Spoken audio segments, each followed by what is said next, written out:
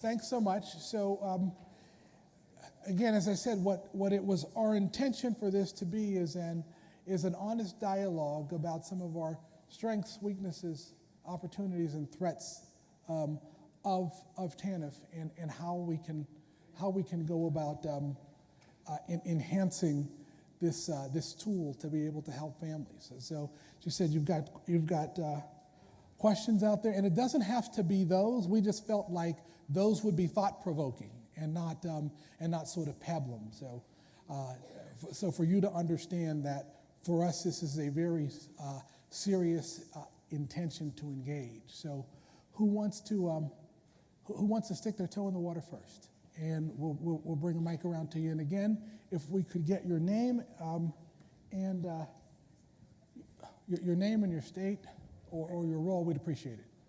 All right, please. Hello again, Clarence. It's Mary Tremonti from Rhode Island. Hey, Mary. Hi. Number 6, if I could start at number 6. Sure. My concern, and I'm going to feed off of both statements from Susan and Robert earlier. They struck home. Susan pointed out very well the social determinants of health/life. And the clients we see most commonly are not the best educated. There are exceptions. And their social determinants set them up to not have the daily living skills and the job readiness skills that we would hope for from our example, average high school graduate. So when you've got those deficits that you're working to iron out and get these folks ready for lifetime self-sufficiency, we have constraints. We need constraints or it'd be ridiculous. And we have strong goals, and we need strong goals, something to aim for. That said, 60 months is a tight squeeze, especially when all of our programming can't be as large as we would like it to be, to overcome the social determinants these folks have and the education deficits these folks have. And so therefore, when the question is low wages, Robert made the statement that TANF's function really, in his opinion, should be just to get them up that first ladder and other programming will take it from there. Well, I think we are doing exactly that. We're getting them up the first ladder, and it's not enough to get them fully self-sufficient. They will always be those low-income folks that need all those other programs because we can't do enough with them or for them, given they're having other children, facing other crises, kids aren't doing well at school, all the normal daily things that happen in this population. We need bigger teeth, and I don't know what else I'd love to hear to get them into the $44,000 a year average somebody quoted yesterday that really makes somebody self-sufficient. None of my clients are leaving at $44,000 a year. About my star pupil clients aren't. So my answer is, how can we provide a better bridge to training and support? I think we need to recognize where they're coming from and create logical step ladders they can actually make their way up in a realistic way. We can't expect blood from a stone. We need to support them where they're at to get them to where we want them to be. That's the best answer I have for you, but I'd love to hear what people would suggest that we can do to get us where we need them to go. So, Mary, if you would, could you help me understand from a practical policy application, how might you see that playing out? I think that everybody understands and appreciates the challenge that you lay out. But the question is, are there things that we could do to the operating construct that would help us achieve that objective? I can tell you in Rhode Island, we had a small piece of this discussion yesterday afternoon. We've really turned into 2 levels of industry, the service industry and then the higher level requiring serious education industry. There's not a lot in between. We certainly don't have manufacturing.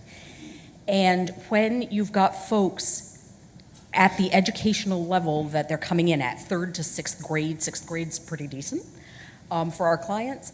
When you've got folks coming in at that level, they are not going to end up PhDs and MDs and JDs. they are going to be doing something low to mid-level eventually, but most likely.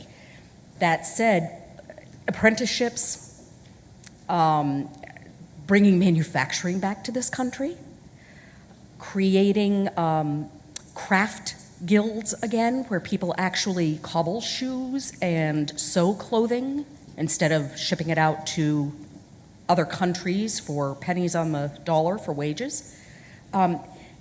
This is a much bigger answer than what we can accomplish in our program. It is a global economic shift that needs to happen in this country to help our clients, because what we've set ourselves up for is a throwaway economy, and our clients are getting thrown away. I think, Mary, my immediate response would be, I don't think that our consumers have the luxury of waiting for a global shift in economy. Agreed. In order to make their way. And Agreed. So what our challenge is to, in a very person or family-centric way, understand the challenges for that individual or family that's in front of us and help them to construct their path to self-sufficiency in the context of the environment as it exists. I don't think that we do the consumer or our society any justice when we don't pay attention to the context of the whole challenge. But I would argue that in that context, we still have to help that family or that individual find their solution. Okay? And so, to me, a more person-centric approach allows us to do that. And I'm not certain that the existing construct inhibits our ability to take that more person-centric approach. The other thing that we have to do in that regard is we really have to much better engage other parts of our resources. It's not simply the resource of TANF, and I think both Susan and Robert hit that square on, that this really is beyond TANF. It really has to be much more of a collaborative effort for us to try to achieve the objective. And I might add sort of a more specific, I think where there's opportunity is the fact that now TANF is a mandatory partner in the one-stop system under WIOA. And we don't have TANF recipients very long. Typically after they become employed, they are no longer eligible after some point of time. So can we create with our partners in the education system and the workforce system so that these individuals know how they can continue to progress and where they can get the training, and that we have a workforce system, if you will, that we all regard every individual as a shared customer. And I think that may still yet be the unachieved, if you will, part of WIOA, but I think that there's an opportunity there. And to build on Susan's point there, folks, just because we are written into the Workforce Investment Opportunity Act as a mandatory partner, that's an invitation to a party that we still have to effectuate. We have to be intentional about making sure that we are at that workforce table, okay? Because it literally is not, it hasn't been the construction of that part of the equation to include our consumer. And so, although it's woven into the legislation, we have to work to make that happen. Hi. Hey, Babs. Hi, Babs Roberts, Washington State. And first I want to say that I'm going to applaud you. I'm going to assume good intentions, and this is what we do in Washington State, but the questions that you put out there, I'm just going to assume you really want the answers to them. Yes. And I think it was incredibly brave for you to allow us this opportunity to have this dialogue. So I just want to say that. I appreciate that. I also think that there's a lot of interconnectivity in what you've put in these questions. There's a lot of the same answer. I think what Mary talked about is very, very much an issue, and we do have something we have to deal with as a society around poverty and around how we deal with poverty, the social constructs of poverty, and what is keeping people in poverty, especially intergenerational poverty. And I also think we have to deal with the economy and the way that it is shifting in this country. But those are way, way long-term things that are not going to help the families we're serving today. To get to the heart of what you're talking about, though, yes, we have to find a way as state governments, as community-based organizations, to find the pathway. I prefer to call it a superhighway because I really don't think anybody's on a pathway. Right. Pathways are pretty and easy. So how do we help them navigate from that? And TANF is that first step. It's temporary, and we want to get them through that first on-ramp, so to speak, so that they get that first job, keep that first job. But how do we help them make those progressive gains through the system so that they're getting enough workforce attachments, enough education and training, enough barrier removal activities so they actually see progressive movement and not just achieve, but actually sustain self-sufficiency over the long term. Susan's heard me say this 100 times. And it is. Part of that's how we do that. The way that I think that you all can help us, and potentially Congress can help us, is take away the barriers that are preventing us from creating that. I absolutely agree with some of what, most of what Susan said, and some of what Robert said this morning, that there is an opportunity to leverage what we've learned about working with barriered populations in the TANF program, in SNAP, in Medicaid, and how do we help those populations actually get to employment. I don't necessarily disagree that just because we know where they are, we can address them. I do think that at some point in time, we're going to have to either remove the barriers, and by barriers for us as a state agency, I'm going to say an archaic and somewhat difficult cost allocation methodology system, differing rules around eligibility and household composition, and a whole series of things that are causing states to spend more time on administrating the programs than actually working with families. So, I mean, it's a very large concept, but I think for us, some help around how we work across systems would be really beneficial. Perhaps what I'm going to ask of all of you, without revealing anything that I'm not supposed to reveal, okay, what I'm going to ask you to do is to spend some time over the next few months contemplating if you could do this with no barriers. Okay? If you had a whiteboard and said, my objective is to prove that I can grow the capacity to reduce the dependency of the customer I serve, what might that look like? Okay? Contemplate that for a while and stand by to stand by.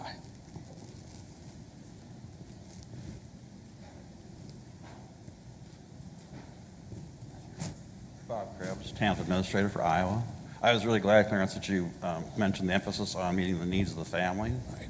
The thing is that our performance measures don't right now. You know, the work rate doesn't really have anything to do with the needs of the family at all. Right. So that's one thing, is maybe looking at performance measures that are based on how well do we meet the needs of the family. And of course, first you'd have to identify what those needs are. And I think that in that regard, one of the things I think that Lisa commended to your attention is an assessment tool that that one of our partner organizations is working on developing, and I think that there's some models of that out in our exhibit space. But I think another part of that is you are exactly right. The way that we measure the things that we measure are a challenge for adding value to what we're trying to do. So know that one of the things that we are working on is trying to simplify and make more sense of the work participation rate. I want to be very clear that we absolutely value work and value counting work, but we want to make sure that as we define work, it is how we engage the consumer in work, not simply how we sort of calculate the activities. So we are proposing to do some simplifications on the work calculation, But we also want to look at is how we measure differently our effectiveness. And I would just direct you back to the last issue that I just raised. If you were able to have a completely clean slate and figure this out, also how we would measure it would be a part of it, is something that we're going to have to think about. Yeah, I think, there was talk about how a work requirement is being considered or discussed within Medicaid and SNAP, et cetera. And I think it's not well understood what is meant. And I think what we really want to see, I would call it work preparation activities, because we want to get to meaningful engagement of families to get them to the outcome of work. And I think thinking about it that way and how TANF could be changed to really enable meaningful engagement that would get to the differences and different needs that families have that Mary alluded to earlier. And while I got the mic, one legislative change that would apply to the current work requirements would be getting rid of the 12-month limit on post-secondary, obviously.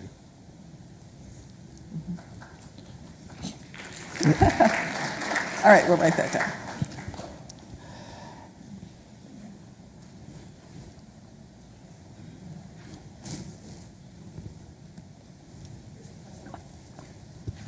Thank you.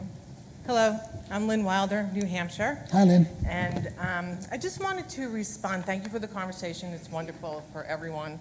I just want to respond to number 2, where we're talking about the work participation rate calculation. And I just want to talk about the definition of the work-eligible individual, because TANF is not a disability program, yet we do find that and if you don't meet the federal definition of disability, being that you're receiving something from another federal agency, that you're still in the considered a work-eligible individual. And as much as we want to work with individuals with disabilities, because we know very much the benefit of work preparation and work for those that have disabilities, there's no incentive with the way the difficult calculation is put together to incentivize states to do that.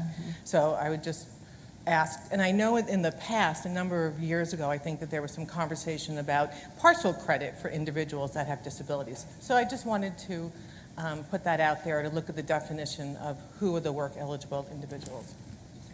So I'm not sure that I get fully specifically to that, but in that discussion of partial credit, one of the things that we have been kicking around a bunch is that the way that we are currently constructed, it doesn't provide any kind of partial credit. You have to meet all or nothing.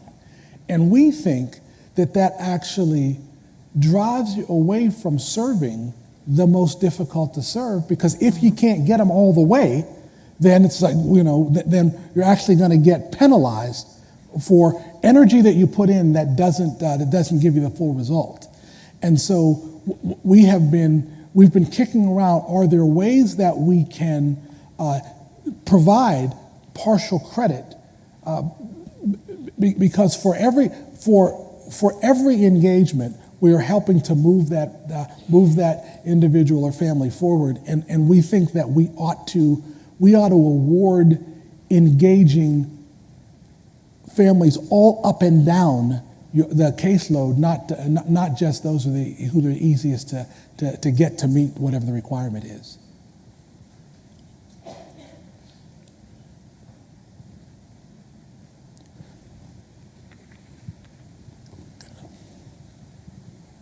Yeah, Todd Bland from California. Hey, just Todd. want to echo what you just said, and going back to what Susan said. I think many in the room, my director back in California, we all value work and the ability for work to lead to self-sufficiency and the other supports that many states give in EITC, federal and state, and SNAP. But the clients, as I think Susan said, she divided her caseload into 6 different components. They're in different places.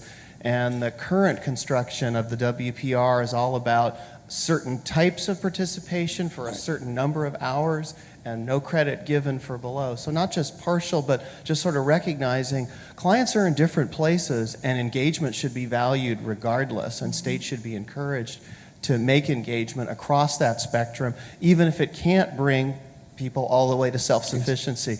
It may lead to better parenting, it may lead to better outcomes, even if we don't get them the whole way, that the whole structure should look like that. Todd, I couldn't agree more. And so, folks, we have, unfortunately, we've come to the end of our short time for this. What I would ask is that I'm certain that there are other questions and answers that you would that you'd like to raise. If you could commit those to paper and either leave them with us, or if you could send them back. And I would ask if Julie Siegel is here, if she could be the repository of those questions that you would email back in, then maybe what we'll do is we'll get our heads together and maybe put some answers to some stuff on our website. Okay. So, everybody, thanks so much for being a part of this morning, and we look forward to continuing this dialogue as we try to strengthen TANF to be able to achieve its intentions. Thank you so very much. Lise? Thank you, Susan and Clarence. One housekeeping item. The Systems to Family Stability Policy Academy lunch will be in Salon 6 after your workshops that you're going to. And Julie Siegel's, our nomenclature for our email address is first name, last name @acf.hhs.gov. Sorry, Julie. So it's Julie, Julie, Siegel, Siegel, @acf. Deborah was pointing, at acf.hhs.gov. She's going to appreciate everyone. Thank you.